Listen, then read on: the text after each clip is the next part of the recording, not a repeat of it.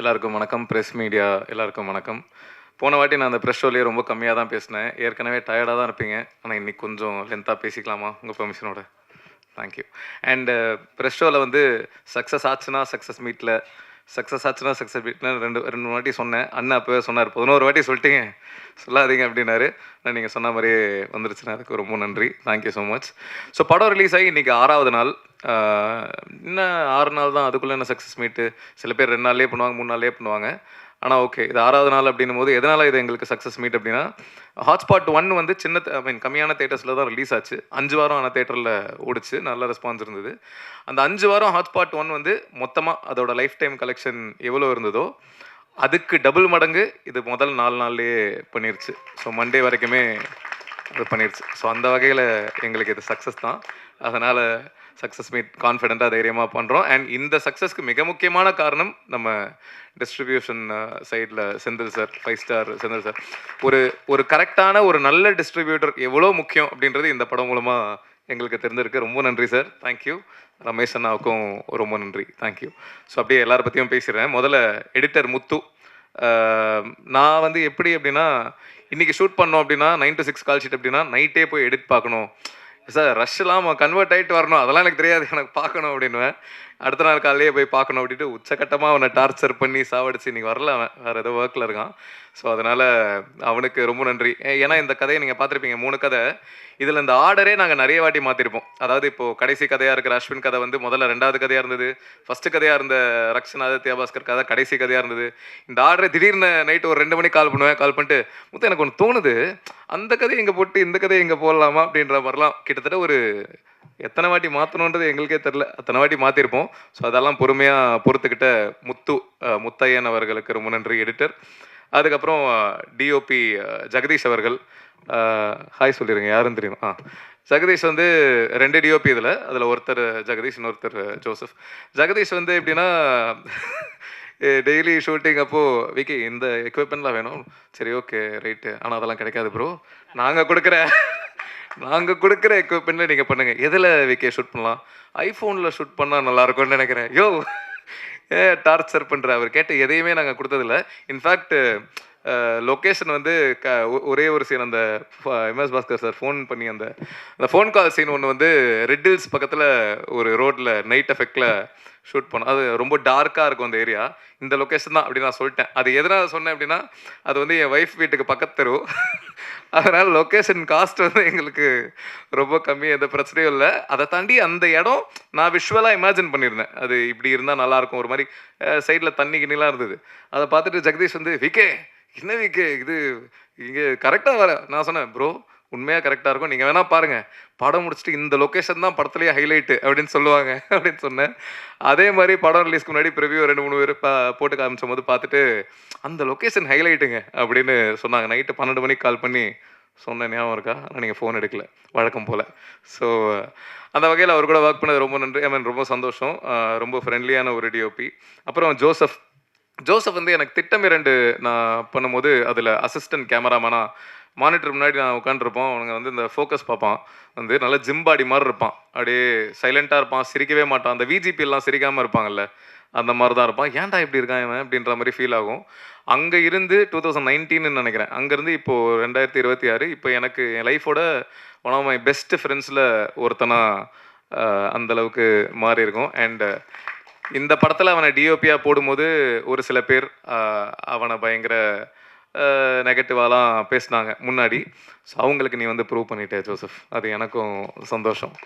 Thank you. And இது வரைக்கும் நான் ஒர்க் பண்ண டிஓபிலேயே அமேசிங்கான ஷார்ட் டிவிஷன் சென்ஸ் இருக்கிறது ஜோசப்க்கு தான். இது வரைக்கும் நான் ஒர்க் பண்ண டிஓபியில் சொல்கிறேன்.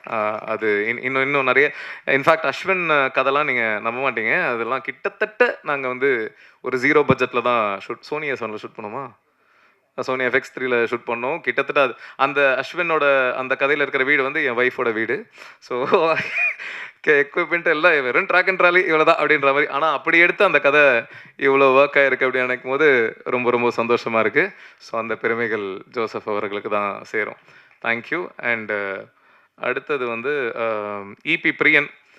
பிரியன் வந்து என்னோட உயிர் நண்பன். 2011 நான் பேச்சுலர்ஸ் ரூமில் அப்போ தான் பழக்கம். அப்போ வந்து இவன் என்னோட லைஃபோட ஒரு மிக முக்கியமான ஒரு நண்பன், தம்பி, சில நேரங்கள் அண்ணா மாதிரி பிஹேவ் பண்ணுவான். ஸோ எல்லாமே என் ஃபேமிலியில் ஒருத்தன், என் வீட்டில் ஒருத்தன். ஸோ அவன் இப்போது ஈபியா இந்த ஹாட்ஸ்பாட் 1ம் சரி 2வும் சரி இருந்திருக்கான். நிறைய அவன் அவன் என்ன பண்ணுவான்னா பட்ஜெட்டு ரொம்ப பட்ஜெட் கன்ஸ்ட்ரெயினில் தான் பண்ணுவோம். ஸோ இந்த ஆர்டிஸ்ட் இவள் தான் பட்ஜெட்டு, நீ பேசிடுறா அப்படின்னு சொல்லிடுவேன். 2 lakhs தான் அப்படின்னு சொல்லிடுவேன். பேசிட்டு டே அவங்க 3.5 கேட்குறாங்கடா அப்படின்வான். டே பேசி கன்வின்ஸ் பண்ணிட்டு டே இல்லைடா அவங்களுக்கும் ஒரு லைஃப்னு ஒன்று இருக்குல்ல, டே நீ கம்பெனி சைடு இப்பியா அவங்களோட மேனேஜரானே தெரிலையே அப்படின்ற மாதிரி இருக்கும். அவன் வந்து இந்த முத்து படத்தில் வர ரஜினி சார் மாதிரி யார் என்ன உதவின்னு கூப்பிட்டாலும் போயிடுற ஒரு கேரக்டரு. அதனால் கொஞ்சம் ஈபினா ப்ரொடக்ஷனுக்கு சார்பாக வேலை செய்யணும் பிரியன். அடுத்த வாட்டி அதை கொஞ்சம் பார்த்துக்கோங்க. அதுக்கப்புறம் வந்து மேனேஜர் லியாக்கத் அலி, அவர் தான் இந்த படத்துக்கு மேனேஜர். அவர் வரல, பிஸியாக இருக்கார். அவர் என்ன மாதிரி அப்படின்னா இந்த சென்னை 28ல் இளவரசு சார் ஒரு வரல, அந்த மாதிரி ஒரு கேரக்டர் தான். பயங்கர ஃபன், அவரை வச்சு கலாய்ச்சிட்டே இருப்போம்.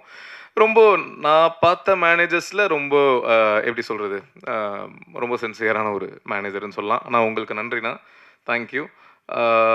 அதுக்கப்புறம் ஆர்டிஸ்ட் யார் இல்லை, ஓகே ராபின், யூனிக்கான ஒரு கை அவர்.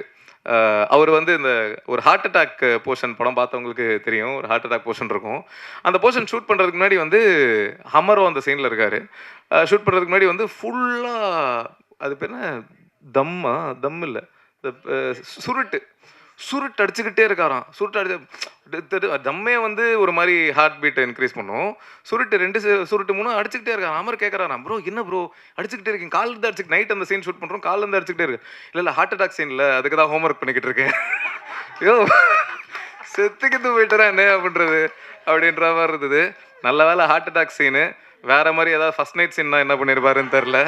ஸோ உங்ககிட்ட கொஞ்சம் கேர்ஃபுல்லாக தான் இருக்கணும் ராபின். ரொம்ப இன்ட்ரெஸ்டிங்கான ஒரு கேரக்டர். நான் லைஃப்பில் மீட் பண்ணதுலேயே பயங்கர சின்சியர், எதுவாக இருந்தாலும் அப்படி இறங்கி பண்ணணும் அப்படின்னு நினைக்கிற ஒரு ஆள். அப்புறம் ஆதித்யா கதிர் வந்து எனக்கு அகைன் 2012-13 தெரியும். விஜய் டிவியில் மிமிக்ரி ஆர்டிஸ்ட்டாக நான் இருந்தபோது அவரும் அப்போ தான் மிமிக்ரி பண்ண அண்ணன் கூப்பிடுவேனே ஞாபகம் இல்லை. தலைவா மிமிக்ரிலாம் பண்ணுவேன் தலைவா, அப்படியே பேசி காட்டுங்க அப்படின்னும் போது சில வாய்ஸ்லாம் பேசினாப்புல, நல்லா இருக்கியா, என்னோட நல்லா பண்ணுறியா அப்படின்ற மாதிரி இருந்தது. அங்கேருந்து இப்போ ட்ராவல் பண்ணி நான் டைரக்ட் பண்ணி அவர் நடிக்கிறாரு அப்படின்னு நினைக்கும் போது ரொம்ப சந்தோஷமாக இருக்குது. கதிர் உங்களோட அதான் கவுண்டர்ஸ் எல்லாமே தேட்டரில் செம்மையாக ஒர்க் ஆகுதுன்னு நினைக்கும் போது ரொம்ப ஹாப்பி, தேங்க்யூ. அதுக்கப்புறம்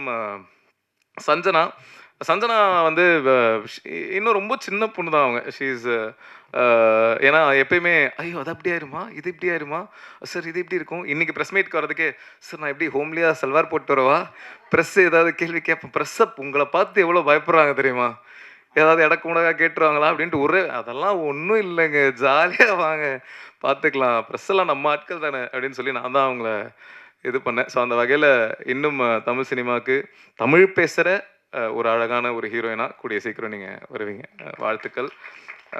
பிரிகிடா ஏற்கனவே நிறைய வாட்டி சொல்லிட்டேன், அவங்களோட ஃபேன் நான். இந்த பவி டீச்சராக அவங்க பண்ணதுலேருந்து அவங்களோட ஃபேன். ஸோ ஃபைனலி 2-3 ப்ராஜெக்ட்ஸ் நாங்கள் பண்ணலாம் அப்படின்னு பேசியிருந்தோம். ஃபைனலி இந்த ப்ராஜெக்ட் நடந்துருச்சு. ஆனால் ரொம்ப சின்ன, ஆக்சுவலி அவங்க கிட்ட சொல்லும் போது கொஞ்சம் பெருசாக இருந்தது, அதை கொஞ்சம் சுருக்கிட்டோம். ஸோ ரொம்ப சின்ன ரோலாக போயிடுச்சு, கொஞ்சம் சுருக்கிட்டோம். கண்டிப்பாக ஃப்யூச்சரில் I would like to do a bigger role with you. Bhavani Sri, அவங்களுக்கும் எனக்கும் அவங்க ஃபேமிலிக்கும் எனக்கும் ஒரு பூர்வ ஜென்மத்தை பந்தவருக்கு நினைக்கிறேன். ஏன்னா என்னோட முதல் படம் எத்தனை பேருக்கு தெரியும் தெரில, அந்த படம் ஒரு மிகப்பெரிய டிசாஸ்டர். அதை நான் வந்து அறியா வயசில் பண்ண தெரியாத தப்பு, ஏண்டா தலையில் என்ன வைக்கல அந்த படத்தில் பேர். அந்த படத்துக்கு அப்புறம் நான் நிறைய எப்படி சொல்கிறது, நிறைய பாதிப்புகள், அசிங்கங்கள் அதெல்லாம் கடந்து அதை மாற்றுறதுக்கு தான் யுவர் ஷேம்ஃபுல்லி 1-2 அப்படின்ற அந்த ஷார்ட் ஃபிலிம்ஸ்லாம் பண்ணி, அந்த ஷார்ட் ஃபிலிம்க்கு அப்புறம் என்னோட கரியர் மாறி திட்டம் 2 அங்கேருந்து. ஸோ அந்த படத்தை வந்து அத்திப்பட்டி கிராமம் மாதிரி அழிச்சிடலாம் அந்த முத படத்தை. ஆனால் அந்த படத்தை ப்ரொடியூஸ் பண்ணது வந்து பவானி ஸ்ரீயோட அம்மா, ஏஆர் ரெஹானா மேம், ஜிவி பிரகாஷோட அம்மா. ஸோ அவங்க தான் ப்ரொடியூஸ் பண்ணாங்க. அப்படி ஒரு டிசாஸ்டர் படம் கொடுத்துட்டு அதுக்கப்புறம் ஜிவி பிரகாஷை வச்சு அடியே படம் பண்ணதே எனக்கு பயங்கர, ஏன்னா இப்படி ஒரு சம்பவத்தை பண்ணிட்டு இப்படி நம்ம இவரை வச்சு டைரக்ட் பண்ணுறோமே அப்படின்ற மாதிரி இருந்தது. அதுவே எனக்கு பயங்கர ஹாப்பியாக இருந்தது. அண்ட் அந்த படம் அடியே ஹிட்டு தான், உங்களுக்கு தெரியும். கமர்ஷியலி தேட்டரிக்கலாவும் சரி, ஓவரால் ப்ரொடியூசருக்கு போட்ட காசுக்கு டபுளுக்கு மேலே வந்துருச்சு. ஸோ அதுக்கப்புறம் வந்து பவானி ஸ்ரீக்கு கதை சொல்ல போனபோது கதை கேட்டு அவங்க பிடிச்சிருக்குலாம் சொல்லிட்டு, எங்கள் ஃபேமிலியில் நீங்கள் ஒருத்தரை விடலை, இன்னும் ஒருத்தர் தான் பாக்கி, ரஹ்மான் சார் அப்படின்னாங்க. அதுவும் கூடிய சீக்கிரம் நடந்துருச்சுன்னா நல்லாயிருக்கும் Bhavani. Very very happy working with you. ரொம்ப ஸ்வீட்டான ஒரு ஒரு பர்சன் அவங்களும். ஆதித்யா பாஸ்கர், அவர் நம்ம கம்பெனி ஆர்டிஸ்ட்டுங்க. ஆனால் நாளைக்கு ஷூட்டிங் வரீங்களா ப்ரோ அப்படின்னா அந்தளவுக்கு ஒரு ரேப்போ, பயங்கர ஸ்வீட்டு. அவரை பற்றி நிறைய பேசிட்டேன். இப்போ ஒல்லி ஆயிட்டாப்புல, ஏதோ படம் கேரக்டருக்காக ஏதோ ஸ்கூல் பையன் மாதிரி ஏதோ ரோல் பண்ணுறாப்புலன்னு நினைக்கிறேன். அதுக்காக பயங்கரமாக ஒல்லி ஆயிட்டாப்புல. ஆனால் இந்த படத்தில் இருக்கும்போது அவர் ஒரு கருப்பா கலையா அழகா அப்படின்ற ஒரு ஒரு ஃபேஸ் இருக்குல்ல. ஸோ எனக்கு இன்னும் ஒரு 3-4 இயர்ஸ், அவர் இன்னும் சின்ன பையனாக இருக்கார்ல, ஒரு 3-4 இயர்ஸ்க்கு அப்புறம் ரொம்ப சூப்பரான ஒரு ஹீரோ மெட்டீரியலாக விஷால் சார்லாம் வந்தபோது ஒரு ஜோனில் இருப்பார்ல. ஸோ அந்த மாதிரி ஒரு செம்மையான ஒரு ஹீரோ மெட்டீரியலாக கண்டிப்பாக வர்றதுக்கான எல்லா ஃபீச்சர்ஸும் இருக்குது. ஸோ அதுக்கு வாழ்த்துக்கள். ஹீரோ ஆனதுக்கப்புறம் டேட்டு கொடுங்க, பெரிய ஹீரோ ஆனதுக்கப்புறம் டேட்டு கொடுங்க கண்டிப்பாக. வாழ்க்கை வாயும் இப்படி பேசுகிறவங்கள தான் நம்பக்கூடாது. அடுத்து வந்து ரக்ஷன், அப்படியே காப்பி பேஸ்ட் பண்ணிடலாம். நம்ம ஆதிக்கு என்ன சொல்கிறோமோ அது அப்படியே ரக்ஷன் எக்ஸாக்டாக. ஏன்னா 2 பேரும் கிட்டத்தட்ட ஒரே மாதிரி தான். ரக்ஷன் ஷூட்டிங் ஸ்பாட்டில் வந்து ஒரு போக்கிரி விஜய் சார் மாதிரி தான். என்ன போய் ப்ரோ இந்த மாதிரி பண்ணலாம் ப்ரோ, ஓகே ப்ரோ, சரி ப்ரோ, ஃபுல் டைம் இந்த சவுண்டில் தான் இருப்பார். எப்படி ஒரு மனுஷனால் 24 மணி நேரம் இப்படி இருக்க முடியுதுன்னு எனக்கு தெரில. அந்த வித்தையை எனக்கும் கொஞ்சம் கற்றுக் கொடுத்தீங்கன்னா நல்லாயிருக்கும். ரொம்ப ஜாலி அவரோட ஒர்க் பண்ணது. அதான் அவர் ஷூட்டிங் மாதிரியே இருக்காது, ரொம்ப ஜாலியாக அவங்க பாட்டுக்கு ஃபன் பண்ணிக்கிட்டு இருப்பாங்க. என்னெல்லாம் என்ன கலாய்ச்சாங்கன்னு தெரில, ஃபுல்லாக சிரிச்சுக்கிட்டே தான் இருப்பாங்க. அதுக்கப்புறம் அஸ்வின் அவர்கள், அஸ்வின் அந்த உங்கள் எல்லாருக்கும் தெரிஞ்சிருக்கும் அந்த ஆடியோ லான்ஸு. அந்த ஆடியோ லான்ஸில் அவரை திட்டின பல பேரில் நானும் ஒருத்தன். அவரை கண்டபடி திட்டிருக்கேன், எப்படி இப்படி பேசலாம் அப்படிலாம் பயங்கரமாலாம் திட்டிருக்கேன். அதுக்கப்புறம் எங்களுக்கு ஹாட்ஸ்பாட் 1க்கே நாங்கள் அவரை கேட்டோம். அப்போது சில விஷயங்கள்லாம் ஓகே, அது ஆக்சுவலி அந்த ஆடியோ லான்ஸ்க்கு முன்னாடி இப்போ கேட்டோம். அதுக்கப்புறம் தான் அது பண்ண முடியாமல் போயிடுச்சு. அதுக்கப்புறம் அதுக்கப்புறம் தான் அந்த ஆடியோ லான்ச் நடந்தது. அதுக்கப்புறம் தான் திட்டி அந்த ஜோனில் இருந்தோம். அதுக்கப்புறம் 1.5 வருஷம் கிட்ட ஆயிடுச்சு. அப்புறம் இந்த கதை வேற ஒரு கதை பண்ணும்போது சரி இந்த கதைக்கு அஸ்வினை கேட்கலாமா அப்படின்ற மாதிரி இருந்தது. ஆனால் நம்ம இவ்வளோ திட்டிருக்கோமே அவரை, அவரை எப்படி கேட்குறது, கேட்கலாமா வேணாமா அப்படின்ற தாட்லாம் எங்களுக்குள்ளேயே இருந்தது. சரி பரவாயில்ல, 1.5 வருஷம் ஆயிடுச்சு, 2 வருஷம் ஆயிடுச்சு, பீப்புள் எவால்வ். எல்லாருமே அது தெரியாமல் ஒரு ஒரு ஃப்ளோவில் ஒரு ஒரு எந்தூசியாசமில் நானே நிறைய சம்மந்தமே இல்லாமலாம் பேசியிருக்கேன். ஸோ எல்லாருமே பீப்புள் சேஞ்சில். ஸோ அதனால் அவர் அதை கண்டிப்பாக தெரிஞ்சு பண்ணல. அது இட் வாஸ் எப்படி ஒரு ஓவர்வெல்மிங் மூமெண்ட்டில் அவர் அறியாமல் நடந்த ஒரு விஷயம் தான் அப்படின்றது எனக்கு அப்படிதான் இருந்திருக்கும் அப்படின்ற ஒரு புரிதல்ல. சரி ஓகே சும்மா கேட்போம் அப்படின்னு சொல்லிட்டு கால் பண்ணேன். இந்த மாதிரி ஒரு கதை சொல்லணும் அப்படின்னு சொல்லிட்டு சொன்னேன், மீட் பண்ணலாம் அப்படின்னா. அப்போ அவர்கிட்ட சொன்னேன், ப்ரோ உங்களை எப்போ அந்த ஆடியோ லான்ஸில் எப்படி நிறைய பேர் திட்டினாங்களோ அதில் திட்டினா பல பேரில் நானும் ஒருத்தன். எனக்கும் உங்கள் மேலே பயங்கர கோவம் இருந்தது. நானும் உங்களை கண்டபடி திட்டிலாம் இருக்கேன். இதை நான் உங்ககிட்ட இப்போயே சொல்லிடுறேன். ஏன்னா அதுக்கப்புறம் யாராவது உங்ககிட்ட வந்து இதை சொல்லி அப்படியா அப்படின்னு இருக்கக்கூடாதுன்றதுனால அப்போவே நான் ஃபுல்லாக கிளியராக சொல்லிவிட்டு, ஆனால் இப்போ நீங்கள் அதை புரிஞ்சிருப்பீங்கன்னு நினைக்கிறேன் அப்படின்னு சொல்லி தான் மீட் பண்ணும்போது அதை சொன்னேன். சொல்லிவிட்டு அதுக்கப்புறம் கதை சொன்னேன். கதை சொன்னதுக்கப்புறம் அது பிடிச்சி அது பண்ணுற மாதிரி தான். அதுக்கப்புறம் ஆனால் ஹாட்ஸ்பாட் 2 ஹேப்பன்டு. ஸோ அஸ்வின் அதான் ஏற்கனவே சொல்லிட்டாங்க, நான் காலைல 5:30 மணிக்கு வந்தார்ல, அதுதான் அவர் வந்து உச்சக்கட்ட சின்சியரு, பயங்கர பங்க்சுவல்.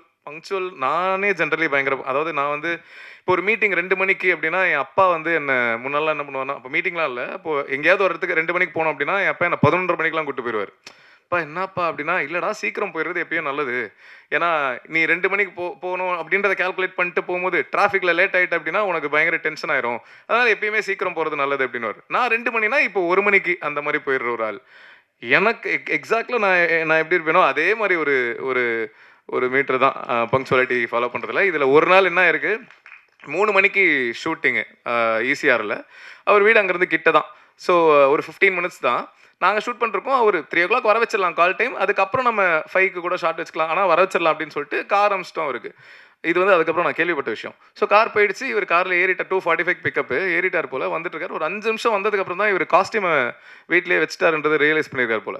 உடனே டிரைவர் அண்ணா கிட்ட வந்து, அண்ணா நான் காரை திருப்புங்கண்ணா அப்படின்னு சொல்லிட்டு காரை திருப்பி ஃப்ளாட் வாசலில் நிற்க வச்சுட்டான்னா, காரை எடுக்க சொல்லுவாங்க, யார் சொன்னாலும் போயிடாதீங்க, இங்கேயே வெயிட் பண்ணுங்க அப்படின்னு சொல்லிட்டு அடிச்சு பிடிச்சி வீட்டுக்குள்ளே ஓடி ட்ரெஸ் எடுத்துகிட்டு அப்படியே மூச்சு வாங்க காரில் ஏறி, அண்ணா சீக்கிரம் போங்க அப்படின்னு சொல்லிட்டு டிரைவர் அப்படியே ஒரு மாதிரி பார்த்துருக்காரு. அதுக்கப்புறம் வந்து ஸ்பாட்டில் இறங்கியிருக்காரு. என்ன அப்படின்னா 3 மணிக்கு சொல்லியிருக்காங்கன்னா, நான் 3 மணிக்கு அங்கே இருக்கணும்.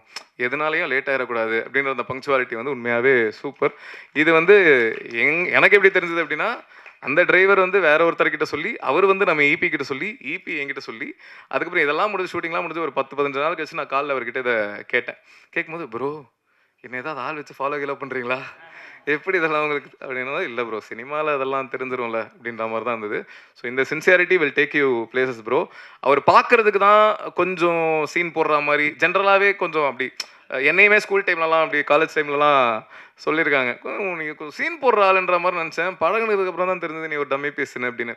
அந்த மாதிரி தான் அவர் டம்மி பீஸ்ன்னு சொல்ல. பட் பார்க்கும்போது பழகிறதுக்கு முன்னாடி ஒரு எனக்கும் அப்படி தான் இருந்தது. பட் ஆனால் என்னென்னா அவர் ஒரு இன்ட்ரவர்ட் பேசிக்கலி. ஸோ ஒரு இன்ட்ரவர்ட் அப்படின்றதுனால அவர் ஜென்ரலாகவே introverts come across as a very rude personality, arrogant personality அதுதான். But he is trying to change. So கண்டிப்பாக ஃபைனலி அஸ்வின் இஸ் பேக் அப்படின்னு இந்த படம் மூலமாக கான்ஃபிடென்ட்டாக சொல்லிக்கலாம். ஏன்னா அவரோட கதைக்கும் தேட்டரில் பயங்கரமான ரெஸ்பான்ஸு, எல்லாம் பயங்கரமாக என்ஜாய் பண்ணுறாங்க. ஸோ அது ஏன் மூலமாக நடந்திருக்கு அப்படின்னு நினைக்கும் போது எக்ஸ்ட்ரா ஹாப்பினஸ்ஸு. அதுக்கப்புறம் ஓகே, இவ்வளோ பேர் நடிச்சிருந்தாலும் இப்போது சோஷியல் மீடியாவில் ட்ரெண்டிங்காக போயிட்டுருக்கிற 2 stars, Thambi Ramaiah sir, MS Bhaskar sir. அவங்க ஆக்சுவலி அவங்கள பற்றி நிறைய எல்லாருமே பேசிட்டாங்க. நான் என்ன சொல்கிறதுன்னு தெரில. அந்த லெஜண்ட்ஸோட ஒர்க் பண்ணது ரொம்ப ரொம்ப சந்தோஷம். Thank you. And finally coming to producers, Suresh அண்ணா. அவர் எனக்கு பெங்களூரில் 2013-14 பழக்கம். என்னோடய ஃபேமிலி மெம்பர் மாதிரி. அதான் அண்ணா, ப்ரொடியூசரை தாண்டி ஒரு அண்ணா தான். ஸோ அவரு கூட ஒர்க் பண்ணதில் ரொம்ப நன்றி. பெங்களூர் ரொம்ப சந்தோஷம். பெங்களூர் போனால் அப்படியே பெங்களூரே நம்மள் தான் அப்படின்ற மாதிரி பார்த்துப்பாரு. ஒரு வாட்டி போய் பார்த்தீங்கன்னா தெரியும். அந்தளவுக்கு ஒரு ரொம்ப ஸ்வீட்டான, ரொம்ப ஹாஸ்பிட்டபிளான ஒரு பர்சன். அதுக்கப்புறம் அனில் ப்ரோ, அவரும் இந்த படத்தில் ப்ரொடியூசராக. அவர் ஹாட்ஸ்பாட் 1 வந்து தெலுங்கு டப்பிங் ரைட்ஸ் வாங்கி தெலுங்கில் ரிலீஸ் பண்ணியிருந்தார். இப்போ ஹாட்ஸ்பாட் 2ல் ப்ரொடியூசராக வந்திருக்காரு. ஒரு ப்ரொடியூசரை தாண்டி நானும் அவரும் பெஸ்ட்டு ஃப்ரெண்ட்ஸ் ஆகிட்டோம் அப்படின்னு சொல்லலாம். ஏன்னா டெய்லி 1 மணி நேரம் ஃபோன் பேசுவோம், ஜாலியாக பேசுவோம், என்னென்னமோ கலாய்ப்போம். அவரை நான் நிறைய ப்ராங்க்லாம் பண்ணுவேன், கலாய்க்கலாம் செய்வேன். ஒரே ஒரு விஷயம் மட்டும் என்ன அப்படின்னா, 5 ஸ்டார் செந்தில் சார் வந்து படத்தை பார்க்குறதா ரொம்ப நாளாக போயிட்டு இருந்தது. அவருக்கு படம் போட்டு காட்டணும், இதுக்கு போட்டு காட்டணும் அப்படின்ட்டு போது அவர் வந்து ஆந்திரா, நம்ம அனில் வந்து. ஸோ அவர்கிட்ட ஃபைனலாக 5 ஸ்டார் செந்தில் சார் இன்னைக்கு படம் பார்க்குறாரு அப்படின்ற மாதிரி ஆயிடுச்சு. அப்போ அவரை கால் பண்ணி சொல்கிறேன், ப்ரோ படம் பார்க்குறாங்க ப்ரோ, பார்த்துட்ருக்காங்க, எப்போ செந்தில் சார் பார்க்குறாரு. அப்படியா ப்ரோ, சூப்பர் ப்ரோ, அவருக்கு படம் பிடிச்சிருமா, வாங்கிடுவாரா? இல்லை ப்ரோ பிடிக்கும் தான் நினைக்கிறேன், ஆனால் வாங்கிடுவாரான்னு ஏன் கேட்குறீங்க? இல்லை ப்ரோ செந்தில் சார் பார்க்குறாருன்னு சொன்னீங்களே, வாங்கிடுவாரா? ஆமாம் ப்ரோ செந்தில் சார் பார்க்குறாரு ப்ரோ, ஆனால் ஏன் ப்ரோ வாங்கணும்? இல்லை ப்ரோ அவர் 5 ஸ்டார் செந்தில் சார் அவர் டிஸ்ட்ரிபியூட்டர் வாங்குறதுக்கு. ப்ரோ அவர் இல்லை ப்ரோ, கவுண்டமணி சாரோட நடிப்பார்ல செந்தில் சார், அந்த செந்தில் சார் பார்க்குறாரு ப்ரோ. ப்ரோ அவர் ஏன் ப்ரோ நம்ம படத்தை பார்க்கணும் அப்படின்னு ஒரு 10 நிமிஷம் அவரை, ப்ரோ புரியல ப்ரோ, இல்லை ப்ரோ அவர் பார்க்கணும்னு ஆசைப்பட்டார். அப்படியே ஒரு 10 நிமிஷம் அவரை செஞ்சுட்டு அதுக்கப்புறம் இல்லை ப்ரோ 5 ஸ்டார் செந்தில் சார் தான் பார்க்குறாரு அப்படின்னு சொல்லி அவரை கலாய்ச்சிட்டு இருந்தேன். ஸோ பயங்கர ப்ராங்கெல்லாம் பண்ணுவேன் அவரை. அதுக்கப்புறம் எல்லாரையும் சொல்லிட்டேனா? Okay okay. அதுக்கப்புறம் ஓகே, ஒரு முக்கியமான கேரக்டர் இன்ட்ரடியூஸ் பண்ணிடுறேன். பையன் இருக்கானா? ஓகே. ஹாட்ஸ்பாட்டில் நீங்கள் பார்த்தவங்களுக்கு தெரியும். அதில் இந்த எண்டில் இந்த குட்டி பையனா, இல்லை வரலன்னா விட்டுரு, நதியாழனா நடித்தது, ஐ மீன் அந்த குட்டி பையனாக நடித்தது என்னோட பையன் தான், நதியாழன். சரி அவனை காட்டலான்னு நினச்சேன், பட் ஆனால் கொஞ்சம் கிராங்கியாக இருக்கான், அதனால் அவனை விட்டுறலாம். மற்றபடி ஹாட்ஸ்பாட் டூ மச். அதுதான் நாங்கள் வந்து 24 டேஸில் ஷூட் பண்ண படம் இது. ஓவரால் ஹாட்ஸ்பாட் 1 கிட்டத்தட்ட 24 டேஸ் தான் ஷூட் பண்ணோன்னு நினைக்கிறேன். ஸோ 24 டேஸில் ஷூட் பண்ணியிருக்கோம். அண்ட் நல்ல ரெஸ்பான்ஸ் மக்கள் மத்தியில் வந்துட்டுருக்கு. எல்லோரும் பயங்கரமாக என்ஜாய் பண்ணிருக்காங்க. இப்படி நினைக்கும் போது ரொம்ப சந்தோஷமாக இருக்குது. ஸோ ப்ரெஸ் எல்லாருக்கும் ரொம்ப ரொம்ப நன்றி, இதை மக்கள்கிட்ட கொண்டு போய் சேர்த்துருக்கீங்க. அதுக்கப்புறம் என்னடா ஓகே, அதுக்கப்புறம் குறிஞ்சி சார், அவருக்கு கண்டிப்பாக நன்றி சொல்லியே ஆகணும். ஏன்னா என்னோட எல்லா படத்துலையும் நீங்கள் நோட்டீஸ் பண்ணியிருந்தீங்கன்னா தெரிஞ்சிருக்கும், ஃபஸ்ட்டு தேங்க்ஸ் கார்டு வந்து தேங்க்ஸ் டு குறிஞ்சி சார் அப்படின்ட்டு இருக்கும். அவர் யாருன்னா 2013 நான் வந்து என்னோட முதல் ஷார்ட் ஃபிலிம், முதல் கனவேன்னு ஒரு ஷார்ட் ஃபிலிம், நான் எதுவுமே பண்ணல அப்போது. எனக்கு ஜப்பான் போயிருந்தபோது அவர் பழக்கம், அவருக்கு என்ன பிடிக்கும் அப்படின்றதுனால இந்த ஷார்ட் ஃபிலிம் கேட்டிருந்த ப்ரொடியூஸ் பண்ணுறது கேட்டபோது எதுவுமே கதை கூட கேட்காம என்னை நம்பி 2 லட்சம் அந்த டைமில் கொடுத்த குறிஞ்சி சாருக்கு ரொம்ப நன்றி. ஏன்னா அவர் அப்போ கொடுக்கல அப்படின்னா இப்போ ஹாட்ஸ்பாட் 2 வரைக்கும் வந்திருக்காது. ஸோ குறிஞ்சி சாருக்கு ரொம்ப நன்றி, ரொம்ப ரொம்ப நன்றி. For ever I will be grateful for that sir. Life ஃபுல்லாக எல்லா படத்துலையும் முதல் தேங்க்ஸ் கார்டு உங்களுக்கு தான் இருக்கும். மற்றபடி என் ஒய்ஃப் வந்திருக்கா, ரொம்ப நன்றி. நிறைய இன்ட்ரடியூஸ் பண்ண நினச்சேன், பட் பரவாயில்ல. யா, ஸோ தேங்க்யூ. மக்களுக்கு சொல்லுங்கள். என் கடைசியாக ஒரே ஒரு விஷயம், ட்விட்டரில் வந்து ஓகே இந்த ஃபஸ்ட்டு கதை, இந்த ஃபேன் வார் வந்து யாரோ ஒருத்தரை 1 ஸ்டாரை 2 ஸ்டாரை நாங்கள் குறிப்பிட்டு சொல்லியிருக்கோம் அப்படின்ற மாதிரி ஒரு டாக் வந்து சோஷியல் மீடியாவில் போயிட்டுருக்கு. அது அப்படி கிடையாது. ஜென்ரலாகவே இந்த ஃபேன் வர்ஷிப் அப்படின்ற ஒரு விஷயத்தை தான் நாங்கள் பேசியிருக்கோம். அதை 2 ஸ்டார்ஸ் மூலமாக சொன்னால் அது நல்லாயிருக்கும், ஈஸியாக புரியுன்றதுக்காக தான் சொல்லியிருக்கோம். அதாவது இந்த ஜென்ரல் ஃபேன் வர்ஷிப்ன்றது, இப்போ தோனி ஃபேன்ஸ் வந்து கோலியை திட்டுறாங்க, கோலி ஃபேன்ஸ் தோனியை திட்டுறாங்க, ஒரு மியூசிக் டைரக்டரோட ஃபேன்ஸ் இன்னொரு மியூசிக் டைரக்டர் திட்டுறாங்க. இது எல்லாத்தையுமே தான் நாங்கள் பேஸ் பண்ணி பேசியிருக்கோமே தவிர 1 ஸ்டாரையோ இல்லை 2 ஸ்டார்ஸையோ குறிப்பிட்டு நாங்கள் சொல்லவே இல்லை. ஸோ அந்த மாதிரி தப்பாக ப்ரொஜெக்ட் ஆகக்கூடாது. அப்படி சில பேர் அதை அப்படி எடுத்துக்கிட்டீங்க அப்படின்னா அது அப்படி கிடையாது அப்படின்றத தெளிவுபடுத்திக்கிறேன். அதுக்கப்புறம் ட்விட்டரில் தம்பிராமையா சாரோட அந்த போர்ஷன்ஸ் பயங்கர வைரலாக போயிட்டுருக்கு. அண்ட் அதுக்கு ஒரு சில பேர் மாற்று கருத்துக்கள் சொல்லிட்டு இருக்காங்க. அது அப்படி சொல்கிறதுக்கான எல்லா உரிமையும் இருக்குது. இப்போ ஒரு படம் வந்து அவங்களுக்கு பிடிச்சிருக்கு அப்படின்றது அவங்களோட கருத்து, பிடிக்கல அப்படின்றது அவங்களோட கருத்து, வர்க்காலன்றது இப்படி சொல்லலாம் அப்படின்றது அவங்களோட கருத்து. அதை நான் ட்ரூவாக ரெஸ்பெக்ட் பண்ணுறேன். ஸோ ஃபெமினிஸ்ட்ஸ் நிறைய பேர் வந்து அதுக்கு வேறு சில கருத்துக்கள் இருடா ஃபெமினிஸ்ட்ஸ் ஒரு சில பேர் சரி ஓகே, அவனை இன்ட்ரடியூஸ் இந்த கண்டென்ட் மட்டும் சொல்லிடுறேன். ஸோ ஃபெமினிஸ்ட்ஸ் ஒரு சில பேர் வந்து அதுக்கு ஒரு சில கருத்துக்கள் வந்து சொல்லிட்டு இருக்காங்க. பட் ஆனால் அதான் அது அவங்களோட கருத்தாக இருக்கிறது ஓகே தான். பட் ஆனால் ஒரு சில பேர் வந்து படத்தை ஃபுல்லாக பார்க்காம, பட் ஒரு சில பேர் வந்து அதான் அந்த ஃபெமினிஸ்ட் சரி வாடா ஸோ அந்த குட்டி பையனா படத்தில் நடிச்சது வந்து இவன் தான், நதியாளன். சொல்லுத்தாங்க டாடி, சொல்லுத்தாங்க டாடி, சொல்லுத்தாங்க டாடி, சொல்லுத்தாங்க. இவ்வளோ நேரம் சொல்லிட்டுருந்தியாடா? சரி ஓகே, இவர் தான் நடிச்சிருந்தாரு. ஸோ இவர் இன்ட்ரடியூஸ் பண்ண போதுமா? ஹாப்பியா? ஓகே.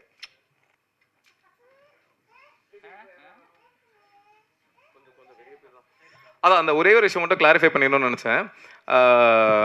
அதான் அந்த தம்பிராமையா சார் கதை அந்த போர்ஷன் மட்டும் ஒரு சில போர்ஷன் மட்டும் கட் ஆகி இன்டர்நெட்டில் வைரலாக போயிட்டுருக்கு. அது ஒரு சில பேர் பிடிச்சிருக்கு, நல்லா இருக்குது அப்படின்னு பேசிட்டுருக்காங்க. ஒரு சில பேருக்கு மாற்று கருத்து இருக்குது. அதை நான் ட்ரூவாக ரெஸ்பெக்ட் பண்ணுறேன்.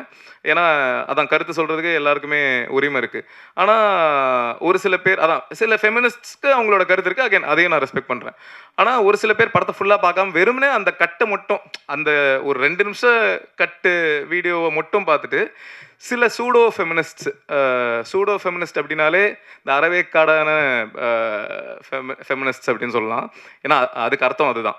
ஸோ அவங்க வந்து படத்தை ஃபுல்லாக பார்க்காம வெறும்னா அந்த சின்ன கட்டை மட்டும் பார்த்து மாற்று கருத்துக்கள் சொல்லிட்டு இருக்காங்க. அவங்கக்கிட்ட நான் ஒரே ஒரு விஷயம் தான் சொல்லிக்கிறேன். நீங்கள் படத்தை ஃபுல்லாக பாருங்கள். ஃபுல்லாக பார்த்துட்டு அப்போவும் உங்களுக்கு வந்து படம் அப்போ பிடிச்சிருக்கு, அப்போது இல்லை கரெக்டாக தான் பேசியிருக்கான், கரெக்டாக தான் சொல்லியிருக்கான் அப்படின்னா ஓகே அதை சொல்லுங்கள். அப்படி இல்லை அப்போ பார்த்துட்டு உங்களுக்கு ஒர்க்கால இல்லை தப்பாக தான் சொல்லியிருக்கான் அப்படின்னா அதை நான் ஏற்றுக்கிறேன், படம் கேவலமாக இருக்குது அப்படின்னு கூட சொல்லுங்கள், அதை நான் ஏற்றுக்கிறேன். ஏன்னா அது உங்களுக்கு முழு உரிமை இருக்குது. ஆனால் எப்படி நீ சொல்லுவ அப்படின்னு கேட்குறதுக்கு உங்களுக்கு உரிமை கிடையாது. ஏன்னா எப்படி உங்களுக்கு வந்து என்ன கேள்வி கேட்குறதுக்கு உரிமை இருக்கோ அதே மாதிரி நான் நினைக்கிறத எடுக்கிறதுக்கு ஒரு கிரியேட்டராக எனக்கு உரிமை இருக்குது. ஸோ அதை நான் இங்கே தெளிவாக சொல்லிக்கிறேன். நான் என் மனசாட்சிக்குட்பட்டு எனக்கு தெரிஞ்ச வரைக்கும் நிறைய பேர் கூட டிஸ்கஸ் பண்ணி அதை எவ்வளோ கரெக்டாக எவ்வளோ தப்பாக ஆகாத மாதிரி எவ்வளோ சோஷியலி ரெஸ்பான்சிபிளாக எடுக்கணும்னு நினச்சி தான் நான் எடுத்திருக்கேன். ஸோ அகைன் முன்னாடி சொன்ன மாதிரி ஸோ ஒரு கிரியேட்டராக எனக்கு அதை நான் நினச்சதை எடுக்கிறதுக்கு எல்லா உரிமையும் இருக்குது அப்படின்றத ஸ்ட்ராங்காக சொல்லிக்கிறேன். So thank you. மற்றபடி மக்கள்கிட்ட கொண்டு போய் சேருங்க, நல்லதே நடக்கும், வெற்றி நிச்சயம். தேங்க்யூ. சொல்லிட்டேன். பிஆர்ஓ வேலு அவருக்கு மறுபடியும் அப்புறம் கொண்டுருவான். பிஆர்ஓ வேலு அவர்களுக்கும் நன்றி, தேங்க்யூ. இவ்வளோ நேரம் பொறுமையாக இருந்த உங்கள் எல்லாருக்கும் ரொம்ப ரொம்ப நன்றி. சாரி மீன் என்னோட டைரக்ஷன் டீம் கிஷோர், ஏழுமலை, மாதவன், பிரபா, கஜஸ்ரீ, தபிதா, வேற அவங்க எல்லாருக்கும் ரொம்ப ரொம்ப நன்றி. ஏன்னா அவங்க தான் எல்லாருமே இப்போ ஸ்டேஜுக்கு கூப்பிடுற அளவுக்கு டைம் உங்களுக்கு பொறுமையும் இருக்காது. அதனால வேணாம் ரைட். ஸோ அதனால தேங்க்யூ ஸோ மச். ரொம்ப நன்றி. ஆமாண்ணா. விஜய் சார் மிமிக்ரி பண்ணேன்னு சொன்னீங்க. ஆமாண்ணா. அது எனக்கு பண்ணி காட்டுங்க. செக், ஏன்னா செக், நீங்க செக். அடுத்து ஹீரோவா வருவீங்கன்னு நினைக்கிறேன். மைக் வால்யூம் கொஞ்சம் இன்க்ரீஸ் பண்ண முடியும்? Okay okay. விஜய் டிவியில் மிமிக்ரி பண்ணி ரொம்ப நாள் ஆச்சு. பட் ஆனால் இப்போ ஞாபகம் வரதை பேசுகிறேன். விஜய் சார் வாய்ஸ் பேசுகிறேன். என் நெஞ்சில் குடியிருக்கும் எனது அன்பார்ந்த ரசிகர்களுக்கும் பெரியோர்களுக்கும் தாய்மார்களுக்கும் ஒவ்வொரு வீட்லேயும் இருக்கிற என்னோட குட்டி குட்டி நண்பர்களுக்கும் வணக்கம். ஹாட்ஸ்பாட் டூ மச்சோட சக்ஸஸ் மீட்டுக்கு வந்திருக்கேன். படம் ரொம்ப நல்லா இருக்குன்னு கேள்விப்பட்டேன். ரொம்ப நன்றி. முடிஞ்ச அளவுக்கு மக்கள்கிட்ட சொல்லுங்கள். நன்றி. தேங்க்யூ. ரஜினி மாதிரி ஒன்று பண்ணுங்க. என்னன்னா ரஜினி மாதிரி. ரஜினி சார் அண்ணா கடைசியில் இல்லை. ஓகே ஓகேவா? ஓகே வேற யாருக்காவது வேற கேள்விகள் இருந்தா கேட்கலாம். ஹாட்ஸ்பாட் 3லயும் சொல்லுங்கண்ணா. ஹாட்ஸ்பாட் 1ல இருந்த சில பேர் இதுல இல்ல. ஹாட்ஸ்பாட் 2ல பயங்கர சக்சஸ் ஆயிடுச்சுன்னு சொன்னீங்க 4 நாள்ல. ஆமாண்ணா. 3லயும் இதுல இருக்க டீம்ல முக்காவாசி பேர் அது இருப்பாங்களா இல்ல? அது தெரியலண்ணா. இதுக்கப்புறம் தான் தெரியும். இன்னும் முடிவு பண்ணலண்ணா. அஸ்வின் இருக்காரா? தெரில. நான் இப்போ வரைக்கும் முடிவு பண்ணல. மேபி நான் இருப்பேன். ப்ரொடியூசர் தான் சொல்லணும் சார். அப்புறம் பிரியா பவானி சங்கர் இங்க வராம இருக்கிறதுக்கு காரணம் ப்ரொடியூசர் தானா? ஏன்னா அவங்க எந்த ப்ரொமோஷனும் இல்லையே. ஜோடியா அவர் கூட போட்டீங்கன்ற வருத்தம் இருக்கும்னு நினைக்கிறேன். இல்லை பிரியாவாணி சங்கர் வந்து ஒரிசால ஷூட்டிங்ல பிஸியா இருக்காங்க. அதனால தான் வர முடியல. சார் அப்புறம் இன்னொரு கேள்வி சொல்லுங்கண்ணா. மங்காத்தா உங்களுக்கு வந்து பாதிப்பு தந்தது. ஏன்னா திரௌபதி வந்து அவர் சொல்லிட்டே இருக்காரு எல்லா மேடையிலையும், மங்காத்தாவால தான் நான் வந்து எதிர்பார்த்த வெற்றி அடையலை அப்படின்னு. ஆனால் நீங்கள் வந்து மற்றவங்கலாம் கூட தேங்க்ஸ் கிவிங் மீட்டிங்னு மீட்னு வைப்பாங்க. நீங்கள் சக்ஸஸ் மீட்னே போட்டிருக்கீங்க. அதை எப்படி பார்க்குறீங்க? உங்களுக்கு மங்காத்தா பாதிப்பை தரலையா? இல்லை, மங்காத்தா பயங்கரமாக ஓடிட்டு இருக்கும் போதும் எங்கள் படம் வெற்றி ஆயிருக்கு. அதுதான் எங்களுக்கு சந்தோஷம். ஏன்னா இந்த 4 நாள் சூப்பராக பண்ணியிருக்கு. அதான் நாங்கள் எதிர்பார்த்ததை விட பெட்டராகவே பண்ணியிருக்கு. ஆனால் மங்காத்தா வராமல் இருந்தால் இதை விட ட்ரிப்பிள் பண்ணியிருக்கோம் அப்படின்ற ஒரு விஷயந்தான். ஸோ அது ஒரு சின்ன வருத்தம் இருக்க தான் செய்யுது. பட் ஆனால் பாலா சொன்ன மாதிரி தெரியும் சேர்ந்து வந்திருந்தா இதில் பாதி தான் நாங்கள் பண்ணியிருப்போம். அதனால் ஓகே அப்படின்றது தான்.